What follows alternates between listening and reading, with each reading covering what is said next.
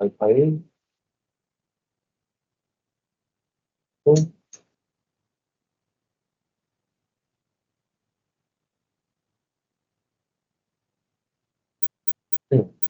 네, 네, 됐죠. 이거를, 네. 밴딕스 기본 메뉴 점 9개짜리로 그래 누르시면은 맨 밑에 팀에 아카데미가 있습니다. 아카데미에 여기 서브 메뉴를 가보시면 러닝 패스가 있죠. 여기 눌러보시면은 시간이 좀 걸려요. 요게 클라우드가 아마 여기 유럽에 있는 걸 겁니다. 약간 느끼죠. 여기 보시면은 여기 레벨이 있습니다.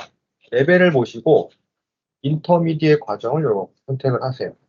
그렇게 하면 중급 과정에 해당하는 모든 토픽에 해당하는 요런 온라인 학습 과정이 이렇게나 많습니다. 요거 사실은 요 토픽은 중급 과정이지만 시험 볼 때 이게 다 나오는 건 아니에요. 그러면 요 중에서 이제 만약에 시험 보는 과정 중에 요거 들어가거든요. 언락 투, 뭐 콜라보레이션, 협업할 때 뭐 어떻게 할 거, 한 팀은 몇 명이 좋다, 뭐 스크럼 뭐다, 뭐 이런 것들 나옵니다. 이렇게 쭉 보시면은 이 과정을 이렇게 눌러가지고 하시는 사용 방법은 이미 아마 레피드 하실 때 자리가 좀 모자라요. 이렇게 하는 방법은 아실 거예요. 자, 그러면은 이렇게 그 공부를 하시는데 여기 보시면 만약에 내가 시험 볼 때 들어가는 그 과정이 뭐냐라는 걸 보고 싶으시다 그러면은 아카데미에서 이 서티피케이션에 들어갑니다.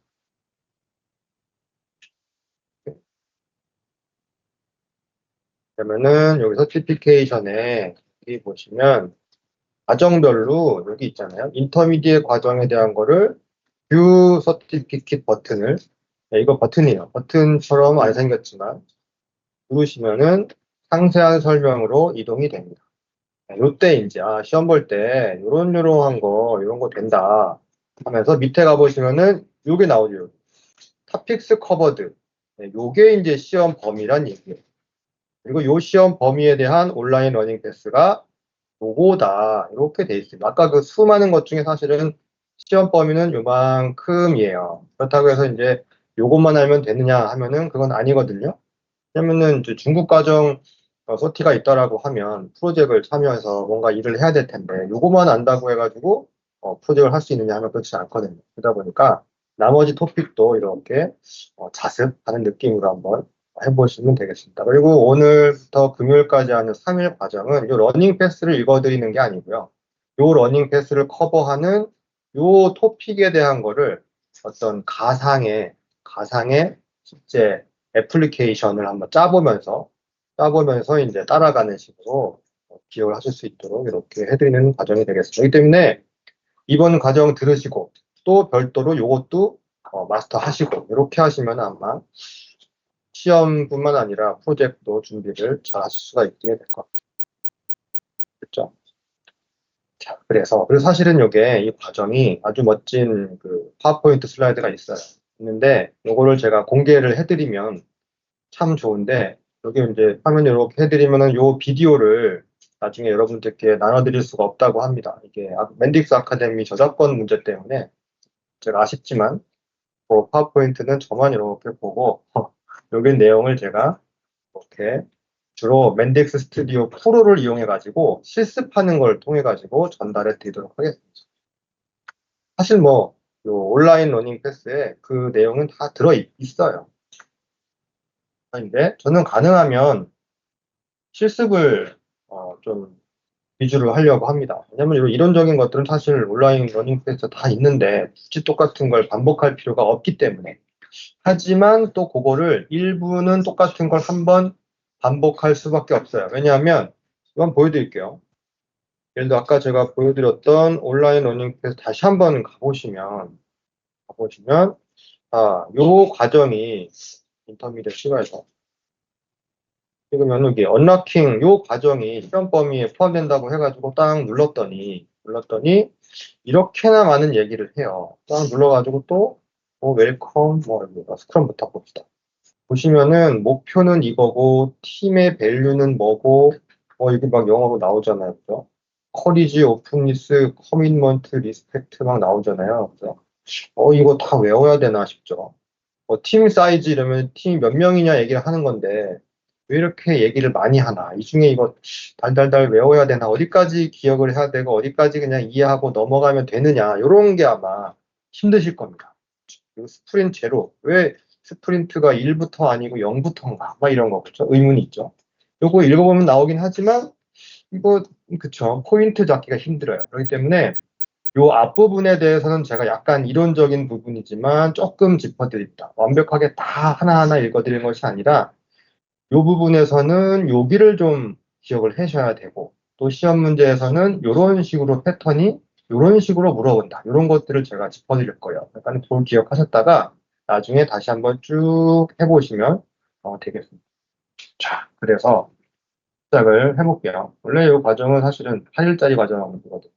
3일 동안 압축해가지고 하는 거다 보니까 파워포인트 슬라이드 첫 번째는 이제 뭐 모임분들 서로 소개도 하고 이런 게 있지만 스킵을 하도록 하고 저만 소개를 하면 저는 말씀드린 것처럼 지멘스의 팀 이름이 되게 깁니다.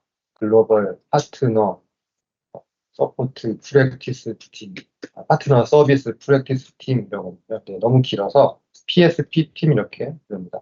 뭐냐면 파트너사분들이 맨딕스뿐만 아니라 지멘스의 솔루션 되게 많잖아요. 맨딕스, 팀센터 여러분 잘 아시는 팀센터, 인사이터 온갖 지멘스의 솔루션들을 다 프로젝트를 가지고 딜리버 하실 적에 겪으시게 되는 기술적인 어려움 또는 프로젝트를 준비하시는 과정에서 필요한 뭐 문서 같은 거 만들 때 막막하잖아요. 어디서부터 시작을 해야 되나 그런 거. 그런 것들 템플릿이 있어요. 그래가지고 고객이 요런 걸 요구했을 때는 요 템플릿 이용해가지고 이렇게 하시면 된다. 이런 거를 해드리고요. 또 뭐 고객이 요구한 어떤 기능이 있는데 이게 지멘스 이 제품에서 지원이 되느냐 또 되긴 되는데 한계는 무엇이냐 이런 것들을 사실 처음에 파악하기가 어렵거든요. 그런 것들 저희가 리뷰도 해드리고 그래서 이제 2, 3일 정도 걸리는 또는 이메일로 왔다 갔다 하는 정도의 수준은 그냥 무료로 해드리고요. 이건 좀 시간과 자원이 투여된다라고 하면은 유료로 서비스를 해드리고 유료 같은 경우는 이제 멘딕스 세일즈 팀 통해 가지고 요청하시면 될 거예요. 그래서 어쨌든 프로젝트 과정에서 발생할 수 있는 모든 문제점을 물론 이제 주택 하셔도 되고 멘딕스 커뮤니티 하셔도 되지만은 당장 급할 때는 저희를 찾으시면 저희가 제가 아는 거는 바로 답변해드리고 모르는 거는 요 답을 아는 가장 잘 아는 사람한테 이렇게 전달을 해가지고 제가 답을 찾아드립니다. 저는 결국은 파트너사들을 위해 존재하는 팀이죠. 월급은 파트너사께서 주시는 거고 보스는 파트너사이기 때문에 편안하게 연락해 주시면 되겠습니다. 자, 한번 과정을 볼게요. 3일 동안 해서 오늘 첫 번째 날에는 목표를 여기까지 할 겁니다. 스크럼 메소돌로지가 뭐냐, 스크럼 방법론이 뭐냐를 전부 다 보는 것이 아니라 맨딕스가 스크럼 방법론 중에 이 부분을 이렇게 지원한다. 요거 한번 보고요. 그 다음에 이제 맨딕스 스튜디오를 가지고 화면을 한번 만들어 볼 거예요. 에피드 하실 적에 잠깐 보셨겠지만 이거 진짜 이건 뭐 연습을 많이 하실 수밖에 없어요. 그렇죠? 익숙해지셔야 되거든요. 그것도 한번 자주 사용되는 이 수많은 위젯 중에서 정말 자주 사용되는 위젯 사용법 위주로 알려드릴 거고요. 그 다음에 이제 또 프로젝트를 준비하시다 보면은 프로토타입을 만드셔야 되는데 보통 이제 막 이런 거 하잖아요. 우리 회사 로고, 고객의 회사 로고를 쳐주세요. 이런 거. 그렇죠? 그거 하려면 또 엄청난 커스텀을 해야 되냐? 꼭 그렇지 않거든요. 물론 이제 나중에 정말 프로젝트에 들어갈 때는 엄청난 막 스타일 시트만 펴가지고 해야겠지만 꼭 그냥 데모 발표용으로 고객 로고, 글자 세트, 컬러 세트 이런 것들은 바로바로 5분도 안 되는 짧은 시간에 할 수 있는 그런 방법이 있습니다. 그거 제가 알려드릴 거고.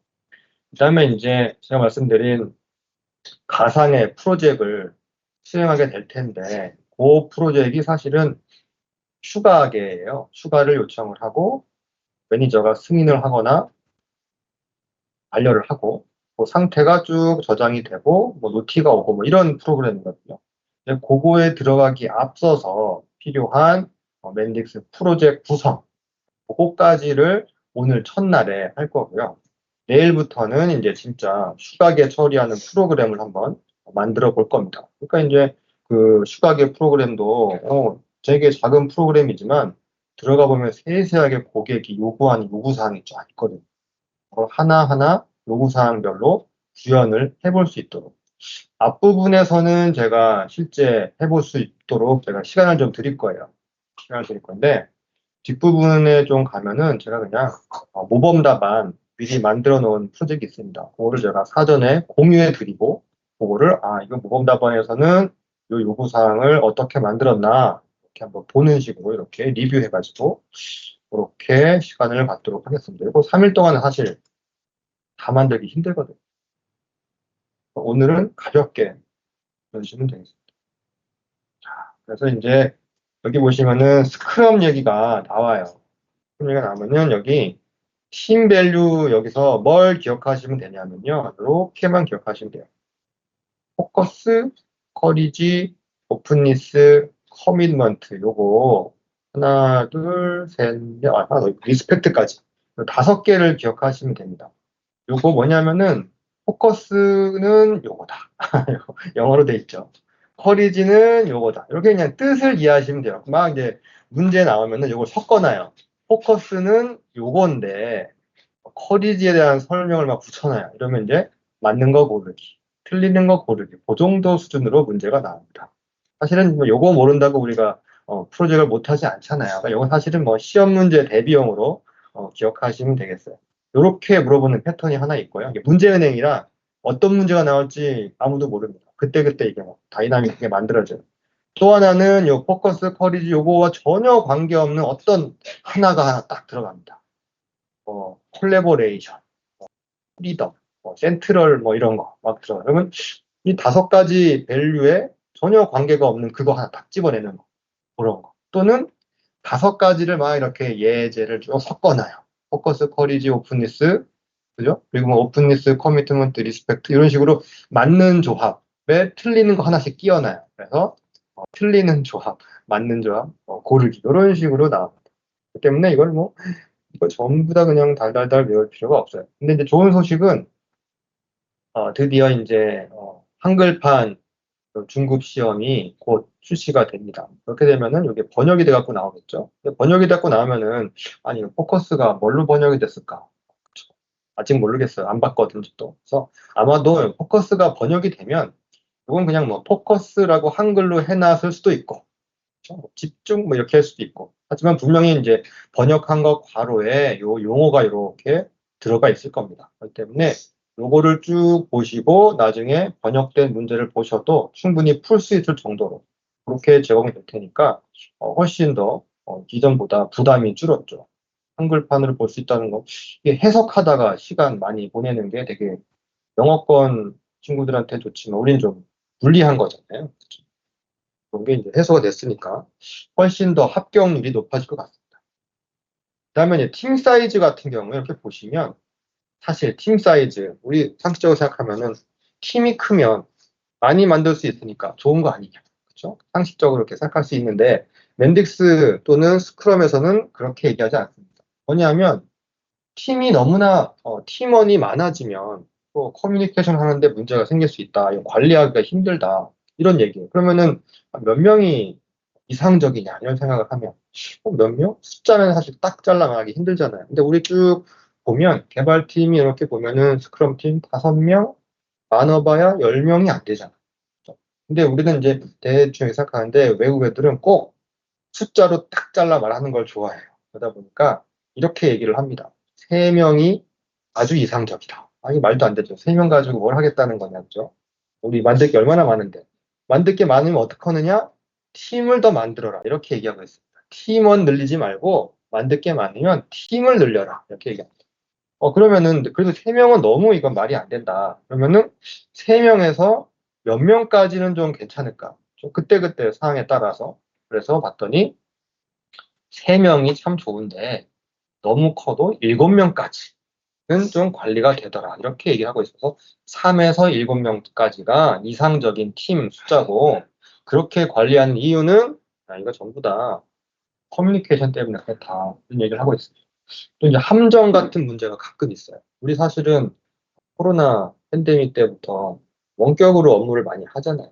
원격으로 일한다고 해서 뭐 효율이 크게 떨어지지 않아요. 워낙 좋은 도구들이 많아서 회의도 잘 되고 뭐 이런 뭐 지라나 우리 멘딕스뿐만 아니라 우리 폴라리온 같은 ALM 도구가 있기 때문에 전혀 어렵지가 않지만 그래도 이상적인 거는 눈앞에 있어야 데일리 스크럼 미팅도 하고 이렇게 할 수 있다. 그래서 물론 기술적으로는 가능하지만 어, 한 장소에 있는 게 좋다라고 얘기를 하고 있어요. 그거 사실 시험 문제 나오면 애매해요. 아니 뭐 한 장소에 없어도 일할 수 있는데라고 생각할 수 있지만 항상 시험 문제는 이상적인 걸 얘기하는 거니까 이상적인 거는 한 장소에 있는 게 좋다.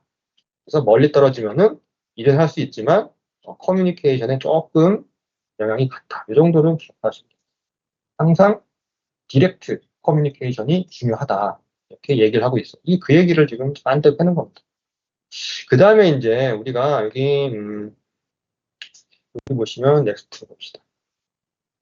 다 보여드릴 수는 없고, 이게 지금 일부 시험을 보시다 보면 레피드에 나왔던 거가 약간 오버랩이 됩니다. 그러니까 레피드 딱 시험 봤어요. 그러면 레피드에는 토픽을 이제 잊어버려야지. 이게 아니고요. 레피드에 있는 나왔던 것 중에 한 반 정도, 30%에서 50% 정도가 인터미디어 시험 볼 때 또 나옵니다. 또 나와요. 그렇기 때문에 잊어버리지 마시고 한번 되살려 보시면 되는데 그 중에 이제 매번 반복되는 것 중에 하나가 그겁니다. 다이어그램 기억하실 텐데 이런 거 있잖아요. 스크럼 팀 이렇게 바운더리 있고 스크럼 팀 안에는 어떤 롤이 있느냐?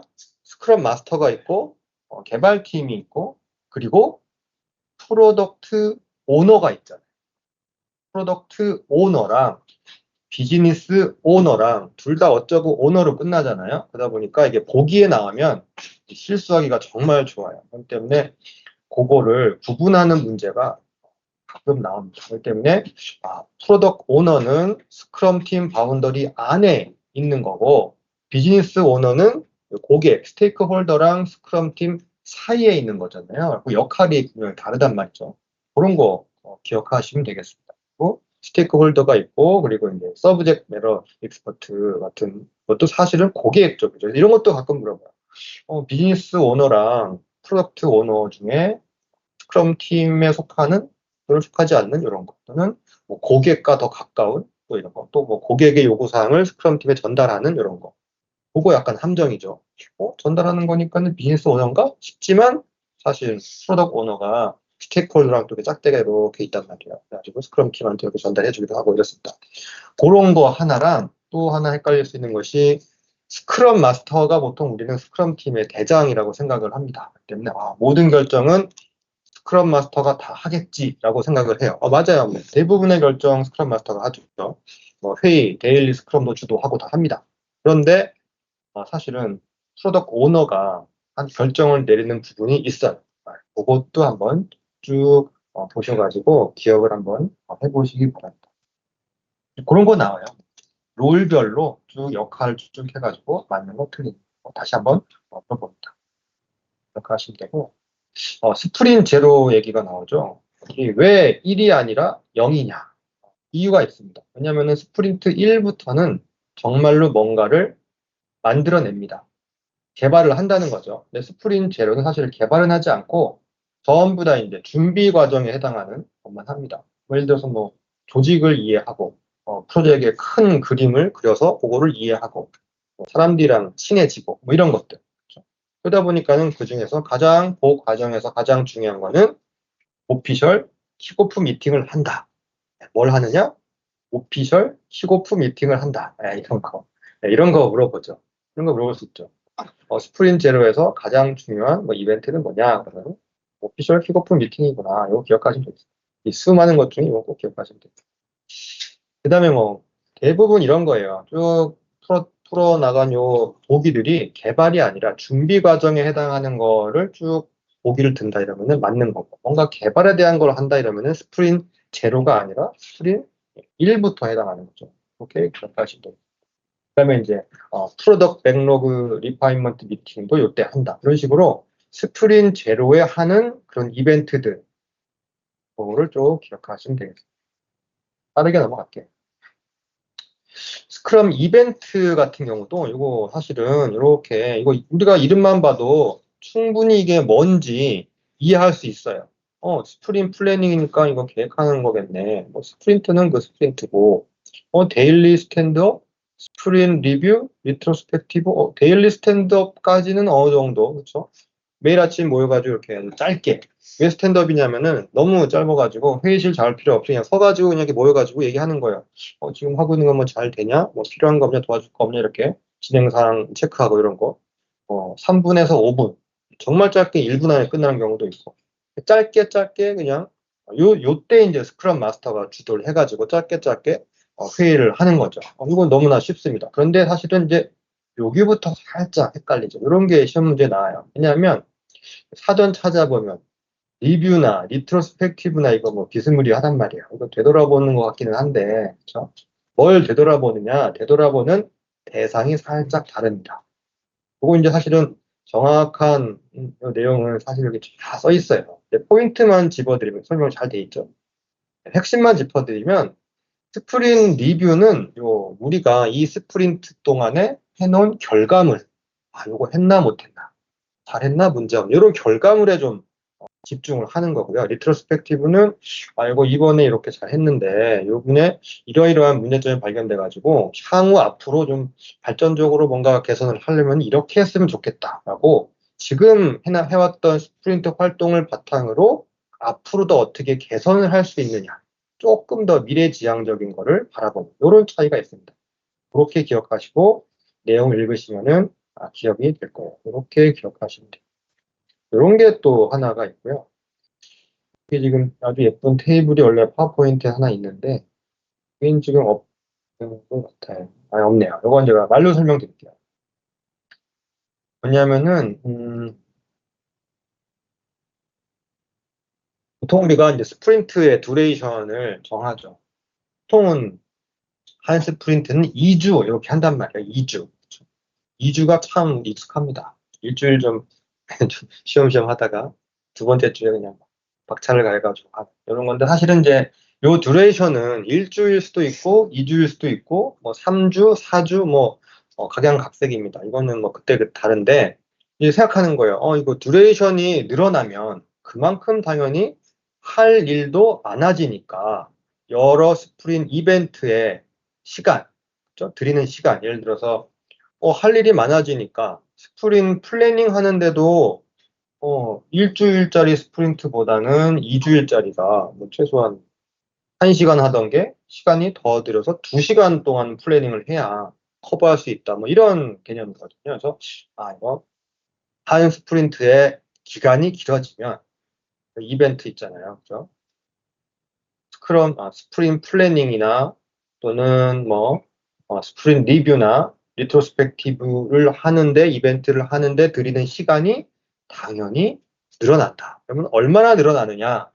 그것도 그때그때 다르죠. 근데 이제 파워포인트 슬라이드는 그냥 샘플로 나와요. 예를 들어서 뭐 스프린트 플래닝은 뭐 2시간, 4시간, 6시간, 8시간 뭐 이런 식으로 뭐 2시간씩은 뭐 추가된다든지, 또는 어떤 경우 스프린트 리뷰 같은 경우는 뭐 1시간, 2시간, 3시간, 4시간 이렇게 1시간씩 더 한다든지 이런 식으로 이게 늘어난다는 거. 늘어난다는 거. 시간은 사실 중요하지가 않잖아요. 그때그때 다르니까. 하지만 중요한 거는 스프린트의 기간이 늘어나면 각 이벤트에 투입되는 시간도 늘어난다는 거를 기억하시면 되는데, 늘어나는 게 뭐 당연한데 뭘 기억할 필요가 있냐? 안 늘어나는 게 있기 때문에 그래요. 데일리 스탠더, 데일리 스크럼이라고도 하죠. 데일리 스탠더, 데일리 스크럼 같은 말이에요.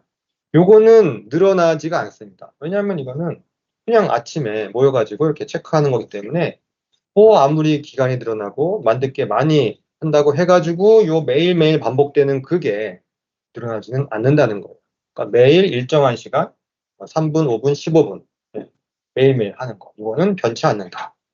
기억하시면 되겠습니다. 요거를 바탕으로 해가지고 이제 틀린 말, 올바른 말 고른다거나 또는 뭐 이렇게 숫자 같은 거 예제가 맞는 거 틀리는 거 고른다거나 하시면 그런 식으로 나옵니다. 자, 요게 사실은 스크럼에 대한 거 요거 한번 좀 보시고 이전에 레피드에 나왔던 거 한번 살펴보시고 하시면 돼요. 아마 번역이 잘 돼가지고 어렵지 않을 것 같아요. 전에는 요거 사실 저도 그랬고 해석하느라 시간 많이 걸렸거든요. 그래도 우리 영어를 쓰지 않다 보니까 이거 아무리 봐도 익숙하지가 않죠. 자, 이제 이론적인 거는 요쯤에서 하도록 하고 이제는 이제 비주얼 맨딕스 스튜디오 프로를 한번 해보도록 하겠습니다. 선생님, 네, 계정 활성화 해주시죠. 네, 계정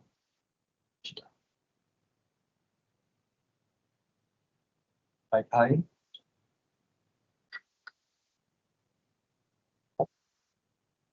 그 와이파이를 요청하신 이메일 주소가 어떻게 되실까요? 거기다 CHY. 잠깐 리프레시 해볼까? 안 했는데? 아니면은 스팸이?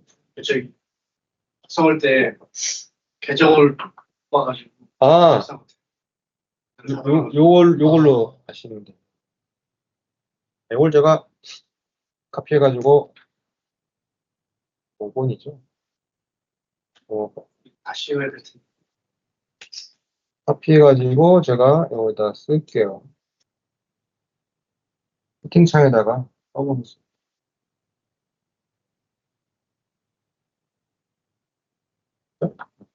언제든지 이제 필요하시면 이제 저한테 말씀해 주시면 제가 바로바로 해드릴게요.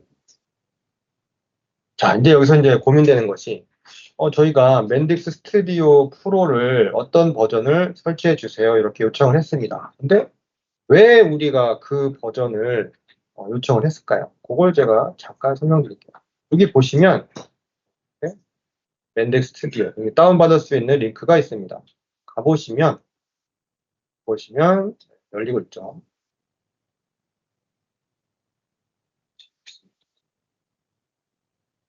네. 여기 보시면 1150, 이것도 그새 또 버전이 올라가네. 괜찮아요. 이렇게 돼 있는데, 아니, 이거 왜 이렇게 버전이 계속 올라가나? 이거 무조건 최신 버전만 받으면 되나? 신상이 최고니까. 그런데 꼭 그렇지가 않습니다. 그래갖고, 뭔 버전을 다운받을 것인가 쭉 봤더니, 이런 얘기가 여기 하나 있어요. 이 아이콘, MTS는 뭐냐, 이거. 봤더니, LTS는 뭐냐. 이거 사실 맨딕스만 쓰는 용어가 아니라, 여러분들이 보통 프로그램 배포할 때 쓰는 LTS, MTS 그겁니다. 근데 맨딕스 같은 경우에는 그 주기가 좀 그러면은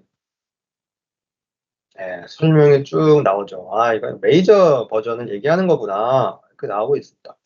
간단히 설명드린 뭐냐면은 요거 메이저 버전 7, 8, 9 버전 이렇게 있으면은 LTS 버전은 더 이상 기능을 추가하거나 하진 않고 이제 보안이나 버그 픽스 그런 것만 쭉 이렇게 하게 되는 거고 MTS 같은 경우는 이게 이거 에브리 6month인데 조금 달라질 수가 있어요. 보통 보시면은 쭉 들으시면은 이렇게 보시면은 뭐 2024년 6월에 시작돼 갖고 뭐 쭉쭉 올라가고 막 이렇게 막 가잖아요.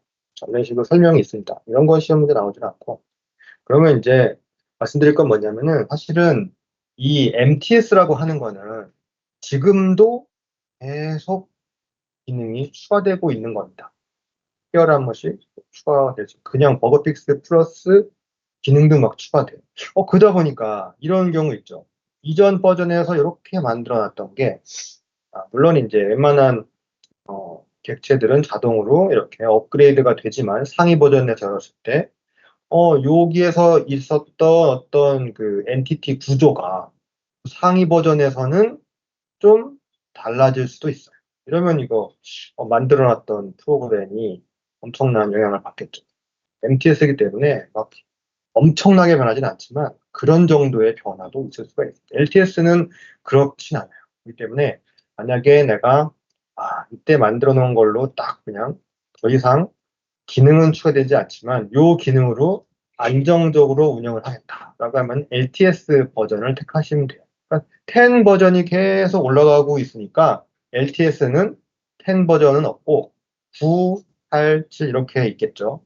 그렇게 하시면 되는데 우리는 이제 10 버전의 기능이 워낙 많이 향상이 됐기 때문에 LTS가 아직 없고 계속 발전 중이지만 10 버전을 선택하게 됐습니다. 그렇기 때문에 10 버전에 보통 MTS를 찍으면 이거 어느 정도 안정화된 거를 선택하게 되는 느낌이죠. 하지만 이렇게 실상을 들여다보면 이 부분에 버그 같은 것 좀 있고 그래갖고 되게 보시면 아시겠지만 업데이트 주기가 상당히 빠르죠. 그렇기 때문에 현실적으로는 이 가장 마지막에 나온 거가 사실은 하시는 게 잘 되더라고요.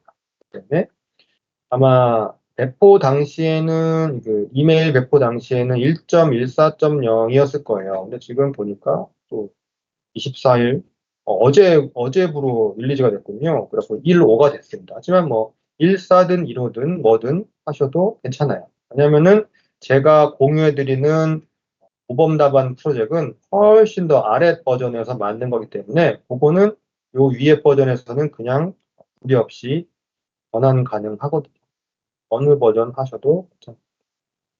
어쨌든 저는 1.4 버전을 한번 실행시켜 볼게요. 1.4 버전이 아이콘을 안 빼다 1.14.0을 한번 딱 실행시켜 볼게요.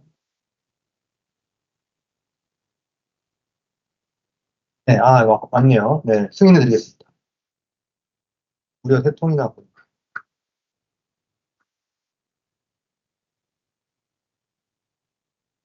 3분,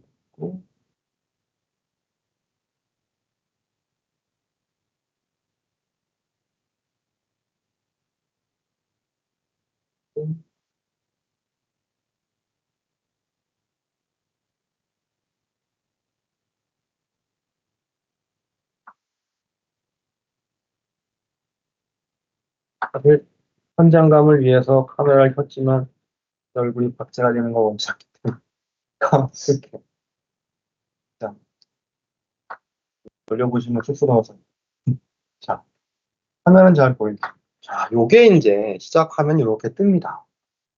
뭐 전혀 새로울 게 없죠.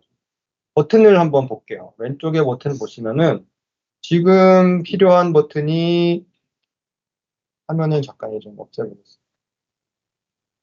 지금 Create New App. 왜냐면은 앱을 새로 만드는 게 지금 필요한 거니까 얘를 누르면은 되겠죠. 또 얘가 기본적으로 얘가 하이라이트가 돼 있어요. 전혀 그냥 문제가 없죠. 그냥 누르면 되겠구나 싶죠. 근데 밑에 거는 그럼 이게 뭐냐? 밑에 건 뭐냐? 보시면은 기존에 이미 작업했던 것이 있다면, 로컬에 저장해 놓은 프로젝트가 있다면, 이게 오픈앱 로컬리 해가지고, 로컬에 있는 프로젝트 폴더 가가지고, NPR 파일 열면은 열리는, 이런 거죠.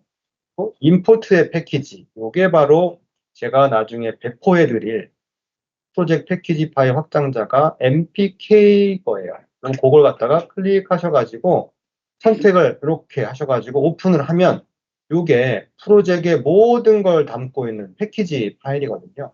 이게 이제 여러분 로컬 디렉토리 이렇게 프로젝트 모범 답안이 그대로 틀어집니다. 이건 뭐 웬덱스 스튜디오 다운로드 뭐 등등 요 세 개만 아시면 돼요. 가끔 이제 MPK 파일 어떻게 쓰는 거죠? 라고 질문하시기 때문에 볼 때는 임포트의 패키지 이렇게 하는 거예요. 자, 우리는 오늘은 새로운 앱을 만들어야 되니까 Create New App 버튼을 한번 눌러보겠습니다. 이거 한번 따라해 보시면 좋겠습니다. 짠 누르시면 자, 이게 보시면은 UI가 여기 사실은 전혀 이거 선택하는 게 아니라 그냥 소개하는 느낌이지만 사실 이거 템플릿 선택하는 UI예요. 우리는 이제 1, 2, 3, 4 이렇게 있어야지만 이거 페이저고 누를 수 있는 페이지 이동 버튼이구나 라고 생각을 우리는 하게 되는데 얘는 점이 페이지 이동하는 버튼이 되겠습니다. 점 누르시면 이렇게 템플릿이 이렇게 이동이 되고 이런 템플릿이 제공이 되는구나. 그렇죠? 그러니까는 블랭크 이러면은 완전 아무것도 없는 상태에서 시작을 하는 거고 요 어프로벌 앱 그러면 이거는 어떤 승인, 결제 이런 기능이 있는 게 구현이 되어 있는가 보다. 태스크 앤 플래닝은 뭐 업무 할당하고 계획하는 게 있나 보다. 이런 식으로. 그렇죠?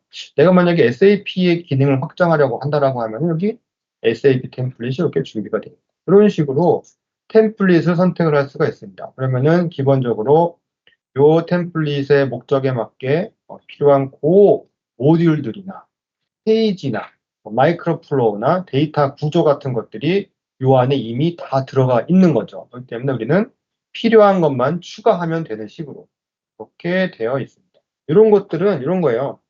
Gmens DISW UI 라이브러리는 보통 Gmens가 제공하고 있는 여러 솔루션들 있죠. 그거랑 통일된 UI를 제공하는 이런 것들이 다 되어 있습니다. 이렇게 되어 있는 게 끝이 아니라 이 템플릿은 사실은 또 이 맨딕스 마켓플레이스에 있죠. 거기서 또 다운받아가지고 또 하실 수도 있어요. 플레이스토어처럼. 자, 우리는 이제 고객의 요구사항이 뭐냐면 휴가계를 처리하는 앱을 만드는 거기 때문에 웹 애플리케이션을 만들 거거든요. 컷하면 이렇게 되죠. 여기에 가장 처음 보이는 블랭크 웹 앱이라는 요 템플릿을 쓸 겁니다. 요거 템플릿 쓰려고 딱 봤더니 오른쪽에 블랭크 네이티브 모바일 앱이라는 애가 하나 있어요. 요게 지금 살짝 여기 보시면 이 글씨가 워낙 작지만 블랭크 웹 앱의 설명을 보면 이런 말이 여기 써 있어요. 데스크탑 폰 앤 태블릿이래요. 그래요. 근데 오른쪽에 보면은 얘는 또 폰 앤 태블릿이래요. 이게 뭐냐 이거. 그죠? 비슷한데 이거 뭐가 다르냐. 뭐냐면요.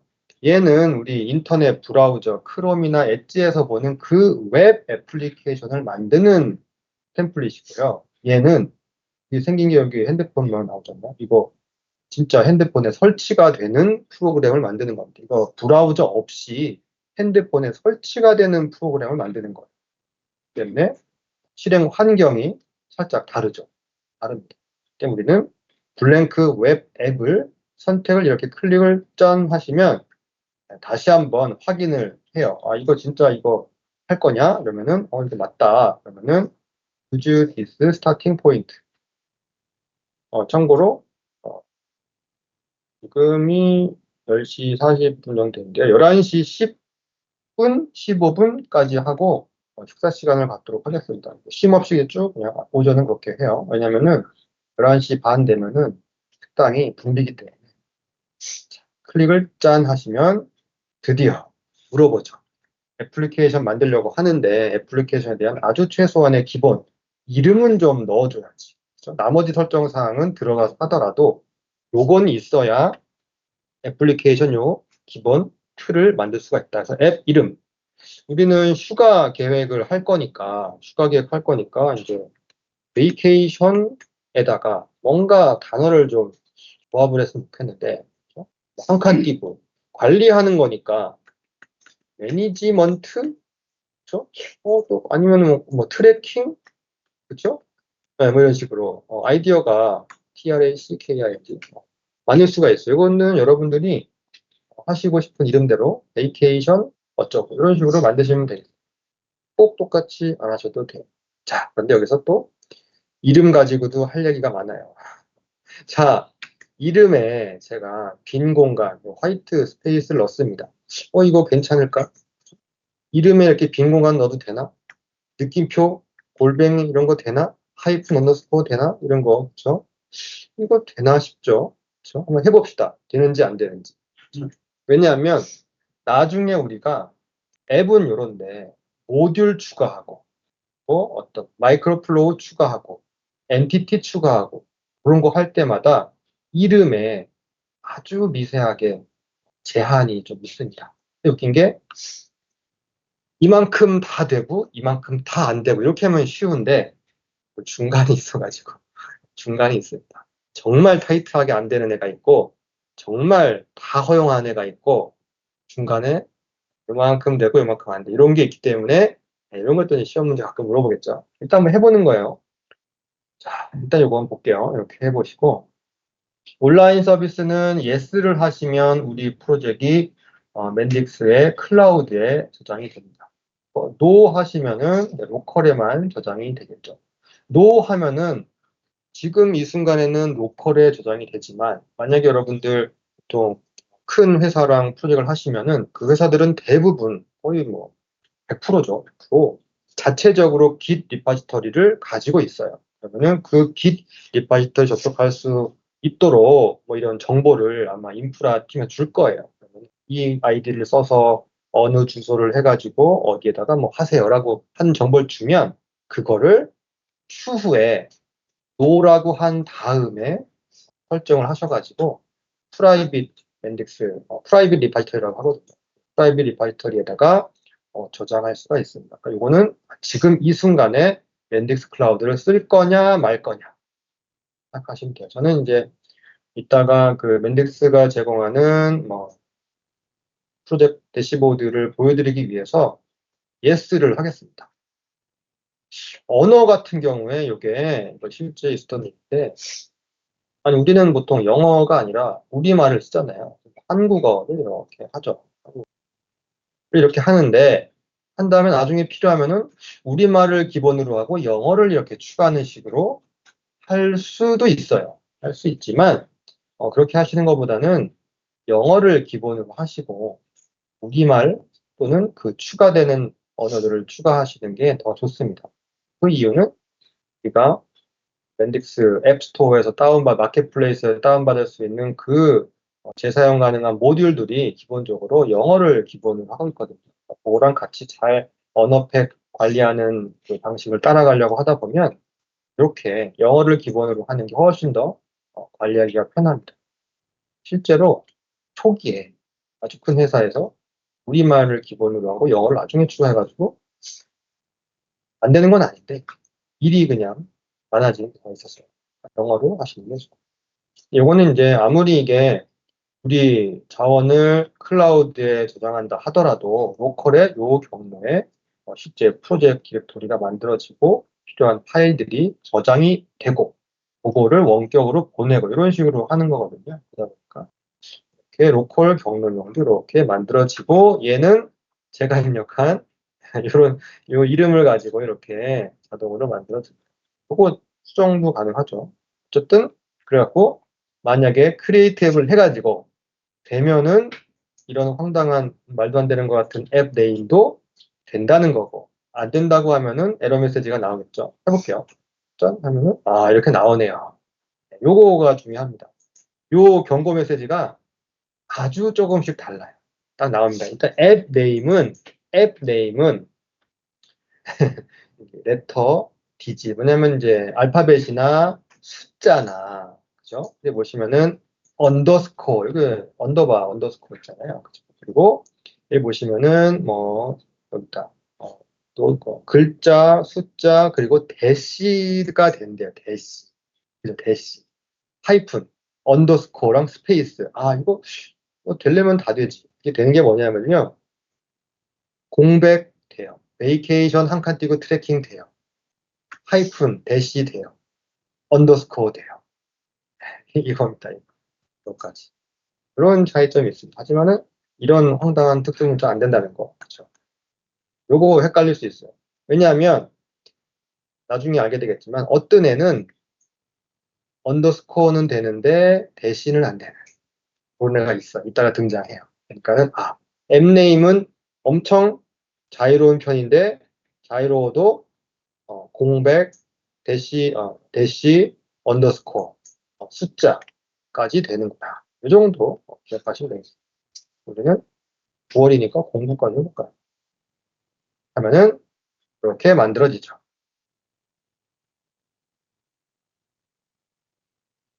요거 제가 왜 말씀드리냐면 경고 메시지가 패턴이 비슷해가지고 이거 다 대시랑 하이픈 안 된다는 건가 보다 하고 지나가요. 그러다가 사실은 목록 중에 어떤 데는 대시 언더스코어 안 된다라고 되어 있는 에러 메시지가 있고 어떤 데는 언더스코어는 되고 대시는 안 된다 이런 게 있어요. 때문에 시험 문제 나오면은 자칫 실수로 틀릴 수가 있거든요. 이런 식으로 마켓플레이스에서 제가 선택한 템플릿을 다운받아 가지고 제가 입력한 애플리케이션 이름이랑 막 이런 것들을 막 여기 입력을 해가지고 이렇게 앱이 구성이 됩니다. 그래가지고 이렇게 나왔죠. 나왔죠. 시간 조금 드릴게요. 보세요. 이렇게 나왔죠. 네, 해볼까요? 이게 이제 처음 보시는 화면이 되겠습니다. 자, 아마 여러분들은 좀 다를 거예요. 아마 여러분들은 요 밑에 있는 게 이렇게 생겼겠죠, 이렇게. 이거 아니죠, 이거 아니죠. 이렇게. 이렇게 생겼겠죠. 나중에 이제 알려드릴게요. 요거를 베리어블 같은 경우는 요거 디버그 할 때 왔다 갔다 하면서 보면 힘드니까 반 잘라가지고 이렇게 배치하는 경우가 있거든요. 저는 그냥 기본 화면은 이럴 겁니다. 그리고 또 아마 어떤 분들은 첫 화면이 여기 페이지 홈 웹인데 이렇게 뜨신 분들도 계실 거예요. 그죠? 저는 이렇게 얘는 뭐고 얘는 뭐냐. 그렇죠? 스트럭처 모드는 보시면 생긴 건 비슷한데 얘는 선택하고 편집하는 데 최적화된 모드예요. 그래가지고 여기에 어떤 위젯이 올라가 있는지를 쭉 이렇게 여기 밑에 계층적으로 표시도 되고 또 눈에서 이렇게 볼 수가 있죠. 이렇게 바로 직관적으로 볼 수가 있어요. 이렇게 영역 표시가 되어 있잖아요. 그래가지고 바로바로 선택을 하고 속성도 들어 이런 식으로 현재 요 객체들의 위젯들의 모양과 배치 상태를 구조를 쉽게 파악하고 선택하는 데 최적화된 게 스트럭처 모드고요. 디자인 모드는 그냥 마치 미리 보기 하듯이 그쵸? 결과는 아마 이렇게 나올 것이다라고 실제 출력되는 최종 결과물의 거의 90% 흡사한 이런 식으로 나옵니다. 그렇기 때문에 이거 같은 경우는 사실은 어디까지가 어느 위젯인지가 이게 눈에 딱 안 띄잖아요. 그렇죠? 그렇기 때문에 선택하는데 약간 어려움은 있지만 가능은 해요. 이런 식으로. 가능합니다. 하지만 중요한 거는 이런 식으로 나오는구나라고 미리 보기 한 느낌으로. 요게 이제 어디서 결정이 되냐 하면 에디트의 프리퍼런스에 가보시면 여기 UI나 뭐 여러 가지 옵션 중에서 워크 엔바이먼트가 있잖아요. 클릭하시면은 요거 보시면은 디폴트 페이지 에디터가 버전에 따라 갖고 옛날에는 스트럭처 모드가 기본이었는데 10 버전 초기에는 디자인 모드였다가 아마 지금도 디자인 모드가 디폴트인 것 같아요. 저는 스트럭처 모드가 편해가지고 스트럭처 모드를 기본으로 해놨어요. 이런 식으로 옵션을 바꿔주시면 됩니다. 이거 또 체크. 네, 이렇게 됐죠. 한번 쭉 요 UI에 한번 익숙해지는 시간을 갖도록 하겠습니다. 보시면 가장 왼쪽에 앱 익스플로러라는 애가 있어요.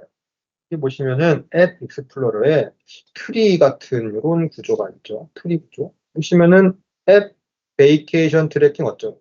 바로 제가 입력했던 그 이름으로 앱이 이렇게 있습니다. 모양이 보시면 마치 펼칠 수 있는 것처럼 생겼잖아요. 맞아요. 펼쳐볼게요. 이렇게 펼치시면 요 앱 안에 이러한 것들이 있다라는 거예요. 있다라는 거예요. 이 안에 이런 것들이 있다. 마켓플레이스 모듈.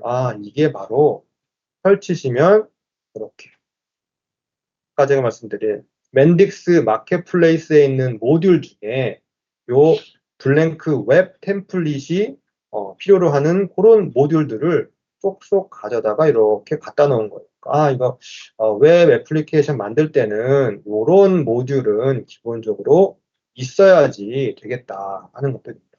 이거 사실은 어드미니스트레이션 모듈도 저기 맨딕스 마켓플레이스에서 검색해 보시면 나와요.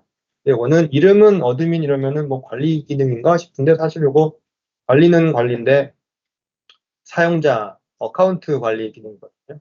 그리고 이름 중에서 아틀라스 자로 시작되는 거는 이거 UI에 관한 겁니다. 이 안에는 뭐 맨딕스 요 위젯이라든지 요 템플릿, 메뉴 뭐 이런 것들을 구성하는 스타일 이런 것들이 들어가 있어요. 주로 위젯이라고 하는 건 여기 있는 건 위젯. 페이지에다가 올려놓을 수 있는 이런 UI 컴포넌트 이거 위젯이라고 그러죠. 여러 가지 또 모듈들이 쭉 있어요. 이렇게. 보통 이제 여기 마켓플레이스 모듈은 이렇게 파란 색깔, 이게 너무 작지만 잘 보세요. 앱은 이거 그냥 상자예요, 상자. 그죠? 상자죠. 그런데 모듈은 잘 보시면 이거 레고 블록처럼 생겼어요. 이 말은 뭐냐면은 요 레고 블록들을 이렇게 쌓아가지고 이렇게 앱이라는 이런 모양을 만든다. 이런 의미입니다. 그걸 생각해가지고 딱 봤더니 밑에도 보니까 레고 블록 같은 애가 하나 있는데 색깔 좀 다르죠. 뭐냐면은 마켓플레이스 쪽 애들은 좀 컬러풀합니다. 근데 그 시스템 모듈은 얘도 모듈인데 얘는 짠 보시면은 시스템이 제공하는 이거는 정말 모든 시스템이 기본적으로 가지고 있어야 되는 완전 필수적인 그런 것들을 모아놓은 모듈입니다. 이거는 또 마켓플레이스가 아니라 이건 시스템 거니까 이건 기본적으로 있어야 되는 거니까요. 반드시 필요한 거니까 이렇게 있는 거고. 그리고 여기 보시면은 아이콘이 워낙 작지만 여기 레고 블럭의 오른쪽 밑에 이거 조그만 게 보이잖아요. 요거 사실은 자물쇠, 자물쇠. 잠겼다는 겁니다. 뭐냐면 요거는 고칠 수가 없어요. 읽어볼 수는 있지만 이거 수정할 수는 없어요. 그래갖고 밑에 있는 거는 마이 퍼스트 모듈. 여기다가 내가 만들고자 하는 거를 만들면 되겠구나. 마이자가 들어가니까 이건 내 거라는 거잖아요. 그쵸? 얘 역시 레고 블록처럼 생겼으니까, 나도 이 애플리케이션의 일부분으로서 이런 마켓플레이스 모듈들이랑 같은 레벨로, 그쵸? 이렇게 뭉쳐가지고 쌓아가지고 앱이 되겠구나. 이렇게 생각하시면 돼요. 결국은 그 앱이라고 하는 거는 어쩌고 모듈들을 쌓아 올려가지고 이렇게 만든 겁니다. 그러면 이제 그 차이점을 하나 보셔야 되는데 가장 먼저 제가 알려드렸던 것이 시스템 모듈은 잠겨 있다. 수정할 수 없다라는 거 기억하시고요. 그리고 마이 퍼스트 모듈 요거는 템플릿이 디폴트로 그냥 만들어 놓은 나의 작업 영역에 해당하는 모듈이다. 또 컬러풀한 얘네들은 마켓플레이스 모듈이라 가지고 저쪽 맨덱스 마켓플레이스 여기 카트 모양 클릭하면 나오죠. 거기서 다운받을 수 있고 다운받을 수 있다는 거는 나중에 업데이트도 될 수 있고 그렇죠? 그런 것들이다. 요 모듈을 이렇게 구분해 가지고 특성을 이해하시면 되겠습니다. 여기서 또 한 가지 중요한 게 있는데 잠깐만. 시스템 모듈은 잠겨 있으니까 고칠 수가 없다라는 거 이해 가죠. 자, 마켓플레이스 모듈은 마켓플레이스에서 다운받은 거잖아요. 우리 플레이스토어, 앱스토어 다운받은 것들 프로그램 쓸 수 있죠. 핸드폰 쓸 수 있잖아요. 근데 우리는 수정할 수 없잖아요. 그런데 멘딕스는 개발 툴이다 보니까 마켓플레이스 모듈도 수정 가능합니다. 그래서 한번 펼쳐볼게요. 어드미니스트레이션이라는 요 모듈을 이렇게 펼쳐보시면 이 안에 서브 폴더가 있어요.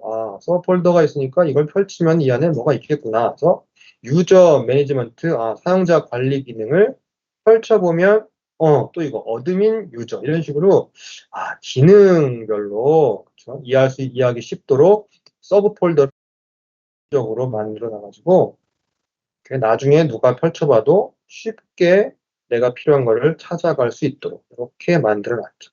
그래서 자 가봤더니 관리자용 기능에 어카운트 오버뷰, 맨딕스는 어쩌고 오버뷰 그러면은 요 앞에 있는 요 엔티티 이름에 해당하는 데이터를 쭉 이렇게 리스트업 해갖고 보는 거예요. 어쩌고 오버뷰. 그래서 한번 쫙 눌러보시면은 이렇게 등록된 사용자의 목록이 쫙 나오죠. 이름부터 해서 뭐 액티브냐 뭐 이런 것들 정보 수정 삭제 이런 게 있잖아요. 그렇죠? 보시면은 신규 수정 뭐 이런 것들 그렇죠? 암호 바꾸기 이런 것들 기능들이 페이지랑 마이크로 플로우로 쫙 만들어져 있어요. 자, 여기까지는 좋은데 자 그럼 한번 내가 수정을 한번 해볼까요? 어카운트 오버뷰 딱 가가지고 어카운트 오버뷰 이거 타이틀이잖아요. 타이틀 따당 눌러가지고 어카운트 오버뷰라고 하지 말고 리스트라고 한번 해볼까요? 리스트 그냥 해보는 거예요. 그냥 진짜 되나? 그랬더니 됩니다. 이거. 뭐냐면 마켓플레이스 모듈은 수정 가능하다. 자, 이거 왜 말씀드리냐면 수정은 가능하지만 권장하진 않습니다. 그럼 아예 막아놓든가. 그쵸? 왜 그랬을까요? 이유는 뭐냐면 요것도 시험 문제 항상 나오는 말인데 마켓플레이스 모듈은 언제든지 업그레이드가 될 수가 있어요. 제가 만약에 요거를 최신 기능을 쓰려고 마켓플레이스에서 업그레이드를 하잖아요. 그러면은 얘가 통째로 오버라이트가 되다 보니까 제가 변경한 어카운트 리스트가 날아가고 원래 어카운트 오버뷰로 덮어쓰기가 돼버리잖아요. 그런 문제가 있습니다. 그렇기 때문에 정말 필요해가지고 수정이 필요한 경우는 수정을 할 수 있지만 그 이외의 경우라면 그런 오버라이트 될 수 있는 업그레이드 시 오버라이트 될 수 있는 가능성을 고려하셔가지고 수정을 가능하면 하지 않는 것이 좋다라고 돼 있고 가끔 그것도 시험 문제 나와요. 왜 마켓플레이스 모듈은 수정할 수 있는데도 수정하지 않는 것이 뭐 권장되느냐, 베스트 프랙티스냐 그러면은 오버라이트 될 수 있어서 생각하시면 돼요. 그죠? 좀 익숙해지셨죠? 네. 15분 정도 남았는데 반드시 세팅을 해야 할 것, 앱을 쫙 만드신 다음에 반드시 세팅을 해야 할 것 중에 가장 중요한 거 하나만 살펴볼게요. 앱 밑에 가보시면 시큐리티가 있습니다. 그건 무조건 설정을 해야 되는 거예요. 따당 누르시면 시큐리티 레벨이 있어요. 레벨이 오프, 프로토타입과 데모가 같이 있죠. 그리고 프로덕션 이렇게 있습니다. 당연히 이거 시험 문제 나오기 딱 좋잖아요. 차이점이 뭐냐를 물어보겠죠. 눌러보시면은 이거 뭔 차이가 있긴 있나 본데 그쵸? 화면이 달라지는 거 보니까. 근데 사실은 클릭할 때마다 요 안에 설명이 돼 있어요. 오프하면은 시큐리티 아무것도 안 해요. 그렇기 때문에 유저도 없어요. 어카운트 이런 거 없어요. 그냥 다 열리고 보안 이런 거 없습니다. 다 열리고 다 보이고 다 되는 거예요. 그럼 이거 왜 해놨냐 이거 그렇죠? 위험한데. 이건 뭐 단순 테스트용으로 한 거죠. 자, 그러면은 프로토타입이랑 데모도 테스트인데 이건 뭔 차이가 있냐 보시면은 클릭하시면 이렇게 시큐리티 기능이 이제부터는 좀 들어갑니다. 그렇기 때문에 회원 가입도 되고 뭐 내가 로그인 해가지고 내 회원 정보를 내가 수정할 수도 있고 이런 거 다 돼요. 그리고 내가 접근할 수 있는 페이지, 마이크로 플로우 이런 권한 체크가 됩니다. 인증 이런 체크가 돼요. 그거면 다 된 거 아니냐, 그쵸? 완벽하네, 그쵸? 그 이상이 또 뭐가 있냐라고 생각할 수 있지만 사실은 여기 프로덕션을 짠 누르시는 순간 네, 하나가 더 붙어요. 엔티티. 그거 이따 설명드릴게요. 뭐냐면은 프로토타입까지만 해도 사실은 엔티티 레벨 액세스 룰을 제외한 모든 시큐리티 기능은 적용이 됩니다. 하지만 프로덕션을 하셔야지만 엔티티별, 즉 예를 들면은 엔티티 테이블에 해당하는 그 데이터 덩어리 있죠, 엔티티. 그거별로 접근할 수 있는 롤을 제어할 수가 있어요. 그 말은 뭐냐면은 어떤 사용자는 요 데이터에 접근할 수 있고 어떤 사용자는 요건 할 수가 없다. 또는 더 강력하게 접근할 수가 있는데 요 데이터에 대해서 읽기 권한, 쓰기 권한, 생성, 삭제. 심지어는 요 엔티티의 특정 애트리뷰트에 대해서 읽기, 삭제, 읽기, 수정, 아니면 없음 이런 식으로 권한을 엄청나게 세세하게 줄 수 있는 거는 오직 프로덕션에서만 됩니다. 자, 그러면 우리 상식적으로, 그러면 그냥 오프 아니면은 프로덕션 이렇게 하면 되는데, 이거 왜 이렇게 세분화돼 해갖고 해놨냐? 이거 이유가 또 있어요. 사실 그렇게 엔티티 레벨 액세스 룰을 적용하다 보면 일이 많아집니다. 그러니까 모든 데이터 만들 때마다, 애트리뷰트 할 때마다 이거 보안 생각해가지고 하지 않으면은 경고가 아니라 에러 메시지가 뜨거든요. 때문에 만약에 이거 단순히 그냥 뭐 권한 체크 심플하게 해가지고 데모 용도로 하려고 하면 이렇게 해가지고 단순한 페이지나 마이크로 플로우 정도의 권한 체크. 그래서 메뉴별로 뭐 나한테 권한이 있는 메뉴만 보이고 권한 없는 메뉴를 안 뿌리고 이런 정도 데모와 프로토타입 하는데 필요한 정도로 하는 거는 이렇게 하는 게 아주 멘딕스의 기본 철학 쉽고 빠르게 할 수가 있다라는 거죠. 하지만 멘딕스는 기본적으로 이게 인더스트리 산업 레벨 앱이기 때문에 보안이 엄청 중요하거든요. 어떤 사람이 악의를 가진 사용자가 나한테 허용된 것 이상의 정보를 페이지가 아니라 별도의 요 프로토콜 콜 해갖고 할 수도 있고 이런 것도 고려해야 되거든요. 때문에 프로덕션 레벨로 하셔야지만 그런 모든 보안 체계를 완벽하게 기억하시면 되겠습니다. 여기서 이제 중요한 게 있는데요. 그럼에도 불구하고 맨딕스는 정말 데모에서 끝날 게 아니다. 그건 진짜 지금 프로젝트를 하는 거다라고 하면 무조건 처음부터 프로덕션으로 시작을 하라라고 얘기하고 있습니다. 그 얘기가 왜 나오냐면 항상 왜라는 질문이 중요하거든요. 프로젝트를 하다 보니까 초기에 후딱후딱 빨리 만들어가지고 고객한테 보여주려고 그렇게 시작하는 경우가 있어요. 이렇게 하고 막 보여줘서 좋아 잘 돼. 그래서 이제 세세한 권한 체계를 하려고 얘를 착 킵니다. 키는 순간 워닝이 아니라 에러가 뜨거든요. 왜냐하면은 제가 말씀드렸잖아요. 요거를 하시려면은 모든 엔티티에 대해서 권한을 세팅을 해야 돼요. 때문에 안 한 만큼 개수 곱하기 애트리뷰트 숫자가 이렇게 뜹니다. 에러 메시지. 그러면 이제 50개가 아니라 500개 이렇게 뜨죠. 중간에 이렇게 하시다 보면. 그렇기 때문에 그럴 때는 처음부터 프로덕션으로 하셔가지고 미리미리 권한 체계를 쭉 가져가시는 게 나중에 깜짝 놀라지 않을 수가 있다라는 그래서 그것 때문에 아예 요 파워포인트에도 아예 대놓고 나와 있어요. 프로덕션으로 하는 게 베스트 프랙티스다. 아예 처음부터. 그거 꼭 기억하시기 바랍니다. 자, 그 다음에 이제 그 정도로 하시고, 오케이, 짠 하시면, 이번 시간 5분 정도 남았는데, 요것만 아시면은 되겠다라고 싶은 게 하나 있어요. 뭐냐면, 멘딕스는 롤 체계가 살짝 우리들이 생각하는 것보다 조금 더 이게 좀 복잡은 아니고 살짝 좀 그래요.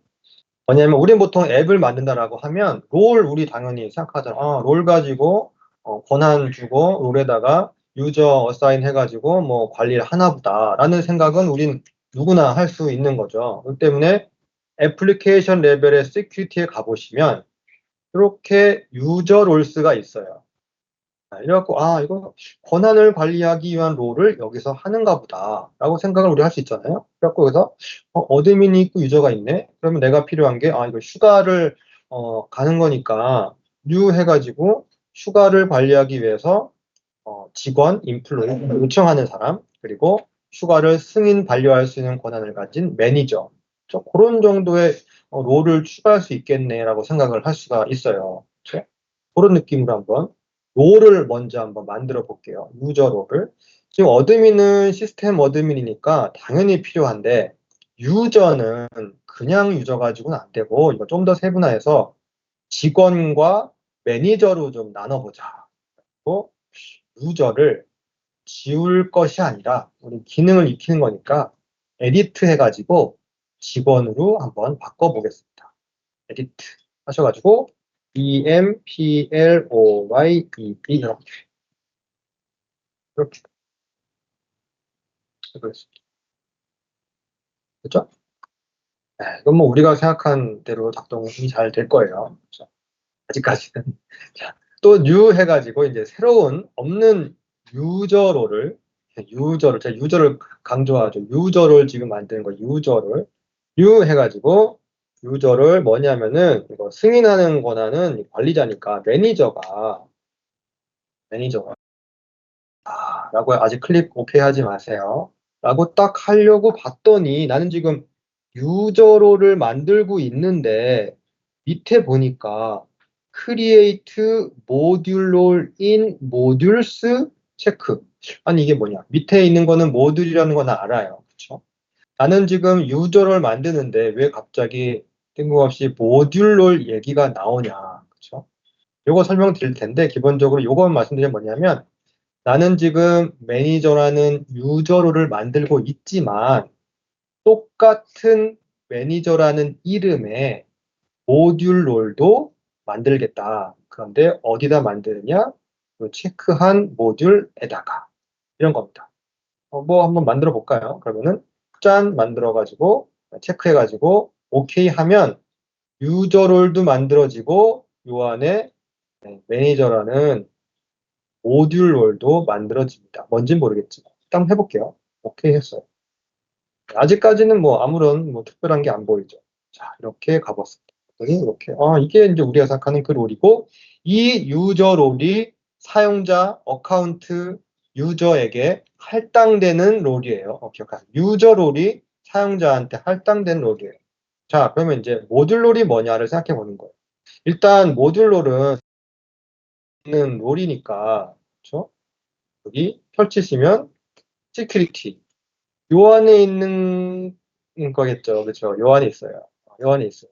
잠깐만. 근데 이거 왜 우리는 애플리케이션의 시큐리티에 있는 유저 롤만으로도 충분히 우리 머릿속이 복잡하게 권한 체계를 가져갈 수 있는데 왜 이런 모듈 레벨의 롤까지 만들었냐. 요거를 이해하시면은 이번 오전 시간을 성공하는 겁니다.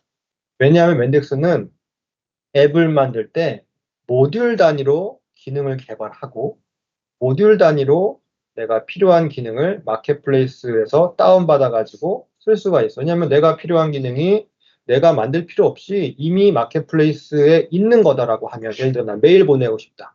이메일 보내고 싶다 하면 이메일 보내는 기능을 만들 필요 없이 마켓플레이스에서 다운받으면 되잖아요. 그죠? 다운받으면은 이 안에 예를 들어서 이런 게 하나 생기겠죠. 저기 있죠. 샘플로 이거 따라하지 마세요. 샘플로 애드 모듈 해갖고 그냥 샌드 메일. 사실 이런 거 없지만. 샌드 메일이 아니 이름은 좀 다를 거고.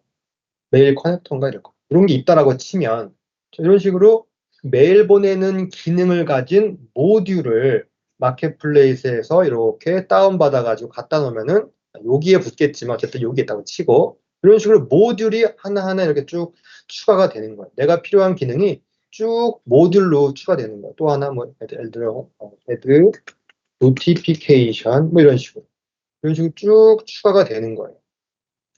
그렇죠? 기능이 모듈 단위로 이렇게 추가가 돼요. 왜냐면은 모듈 단위로 해놓으면 이런 식으로 재사용 가능하고 내가 요거를 나중에 모듈별로 쭉 관리하기가 기능별로 모듈을 나눠 놓으면 관리하기가 편하잖아요. 이런 식으로 모듈이 상당히 중요한 개념이 되겠습니다. 그런데 생각해 보세요. 메일을 보낸다라고 했을 때는 어떤 권한 체계가 필요하냐? 메일 보낼 때는 권한 체계가 상식적으로 뭐 어드민 이런 거 어드민까지는 필요하겠네. 메일 관리자가 필요하니까 어드민이 하나 필요할 거고 어? 보내는 권한 샌더가 하나 필요할 거고 또 보낸 거를 볼 수 있는 이거 안 따라하셔도 돼요. 리시버가 필요할 이런 식으로 각 모듈이 갖는 기능에 따라서 권한 체계가 다를 테니까 그 모듈이 필요로 하는 롤도 다를 거예요. 이 모듈은 어떤 페이지나 마이크로 플로우나 이런 거 할 때 요 모듈로를 기준으로 권한을 이렇게 줘요. 요 모듈로를 기준으로 권한을 줘요. 얘는 유저로를 모르는 거예요. 어떤 앱이 얘를 갖다 쓸지 모르잖아요. 이런 식으로. 이런 식으로 또 노티피케이션 같은 경우도 시큐리티에서 노티는 뭐 어드민 필요 없고 뭐, 노티피케이션 아까 뭐라 볼까? 노티파이를 보낸다. 노티파이 뭐 이렇게 노티파이어 리시버 말이 될지 모르겠지만 뭐 이런 식으로 권한이 필요하다. 이런 식으로. 또 하나 그냥 해볼까 연습이니까 예를 들어서 회사에서 밥을 먹어야 되니까 레스토랑 기능을 해가지고 막 식권 발급하고 주문하는 걸 온라인으로 처리한다고 했을 때 시큐리티에서 요거 처리할 때는 누군가는 주문을 내려야 되니까 주문하는 사람은 밥 먹는 사람이니까 밥 먹는 사람 이터라고 합시다. 이터. 그다음에 밥을 이렇게 누가 주문을 하면 이거 요리를 할 사람이 쿡 하고 간혹 요거 이제 누가 뭔가 필요한 요청사항 뭐 이런 거 갖다 주세요 이런 거 처리할 수 있는 웨이터도 필요할 거 이런 식으로 각 모듈 기능별로 롤 체계가 달라질 거고 요 롤을 기준으로 요 모듈이 가지고 있는 리소스들의 권한을 줄 거예요. 이게 이제 모듈 롤입니다. 모듈 롤이에요. 자, 여기에 이제 하나 딱 가봅시다. 만약에 내가 레스토랑에 페이지 하나 만들었어요. 텅 빈 페이지로 예를 들어서 주문 페이지를 하나 만든 거예요. 주문을 날리는 거예요. 요 주문 날리는 권한은 누구에게 주느냐? 프로퍼티에서 마련. 프로퍼티에서 여기는 비저블 포라고 되어 있는 권한 중에서 자, 보세요. 요 페이지에 대한 권한을 쫙 주려고 눌렀더니 보이는 거는 당연하게도 모듈롤이 보이겠죠. 왜냐면 롤은 모듈롤밖에 모르니까. 그래서 이 페이지는 먹는 사람에게 권한을 주겠다. 이런 거죠. 자, 이 페이지는 먹는 이터에게 권한 줬어요. 자, 이제 이거 이해 가시죠? 드디어 이제 모듈이 아니라 유저로 다시 한번 가보겠습니다. 시큐리티에 쫙 가보시면 유저 롤이 있죠. 그러면 인플로이 입장에서 인플로이라는 유저를 할당받은 사람이 요 페이지에 접근을 하려면 그렇죠? 인플로이 유저 롤은 요 이터라는 모듈 롤이랑 뭔가 연결고리가 있어야 돼요. 인플로이는 이터가 될 수 있다. 뭐 이런 거. 그렇죠? 그게 어디 있느냐? 바로 시큐리티의 유저 롤의 인플로이 있잖아요. 인플로이에게 줄 모듈 롤.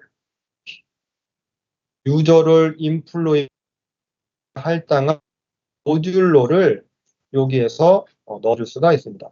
클릭하시면은 자, 쭉 보시면 나오는 게 이게 모듈 목록이거든요. 그 모듈 목록 레스토랑을 펼치시면 이터가 있어요. 이터를 클릭하시고 OK를 하면 이렇게 되는 겁니다. 인플로이는 여기 레스토랑 모듈에 대해서 이터라는 모듈로에 이렇게 연결이 돼가지고 이 어떤 사람 인플로이가 레스토랑 모듈에 접근을 할 때에는 이터라는 요 모듈에 허용된 페이지, 마이크로플로우, 뭐 엔티티 이런 것들을 접근할 수가 있는 거. 그런 식입니다.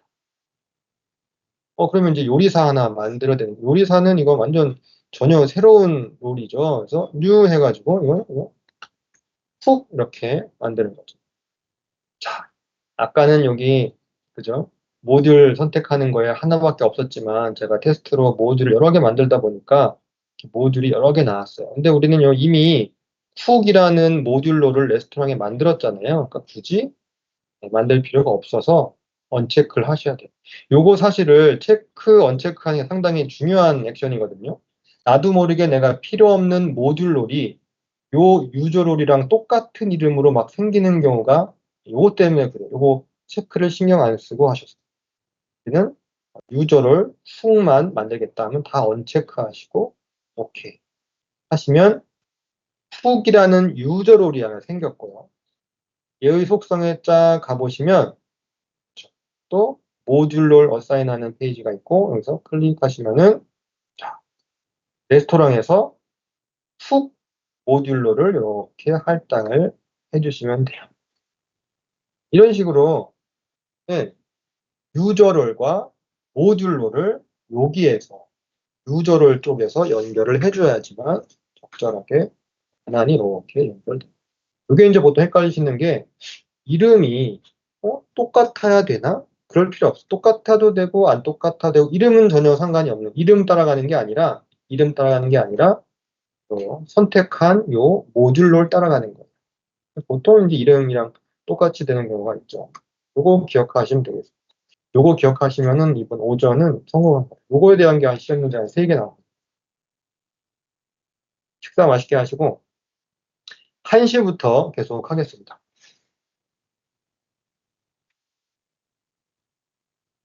넉넉히. 좀 문제 있어요. 아, 계좌. 네.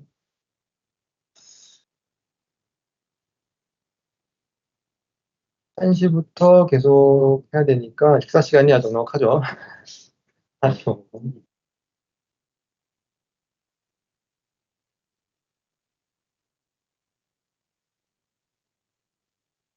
잠깐 녹화는 멈추고.